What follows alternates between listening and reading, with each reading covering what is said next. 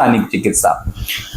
फक्त पोटातून औषधे देऊन काही पूर्ण प्रकारे फरक पडू शकत नाही, तर त्या जखमेवर थेट उपचार करणे हे तितकेच गरजेचे आहे. त्यासाठी आयुर्वेदामध्ये 2 अद्भुत औषधे सांगितली आहेत.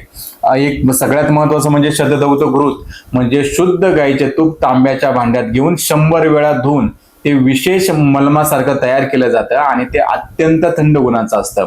शौच झाल्यानंतर गुदद्वाराच्या आतल्या बाजूला ते लावल्यास तिथली आग आणि जळजळ अगदी 5 मिनिटांमध्ये शांत होते. त्याचबरोबर जात्यादी तेल आहे, हे तेल फिशरच्या जखमांसाठी अमृत मानले गेले तर चुकीचं ठरणार नाही.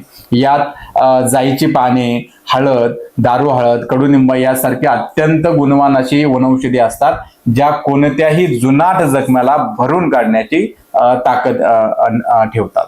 जात्यादी तेल याचा जर का आपण पिशू ठेवत असेल किंवा बस्ती देत असेल तर यांनी 2 प्रकारची कामं होतात. तर मल ज्यावेळेस ते बाहेर येणार आहे तर तिथे त्या स्थानिक जी तेलं असतात तर त्या तेलामुळे तो मल म्हणजे जर खडा जरी निर्माण जरी झाला तरी त्या ठिकाणी घासून जाऊ शकत नाही, कारण ते तेल किंवा तो मलम त्याच्यावरती आवरण करून राहिलेला असतो आणि तो मल पुढे जाण्यासाठी हे तेल खूप चांगल्या पद्धतीने काम करतं.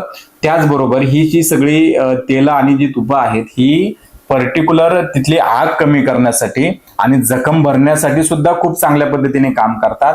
आणि तेलाच्या गुणधर्मामुळं तो गुदमार्ग हा जर खूप टाईट झालेला असेल तर तो सुद्धा शिथिल किंवा मृदू करण्यासाठी मदत करतात. आणि त्याच्यामुळे टॉयलेटच्या अगोदर ज्यावेळेस आपण अशा औषधांचा उपयोग करतो तर त्याने सहज पद्धतीने जास्त त्रास न होत फिशर लवकर नीट होतो.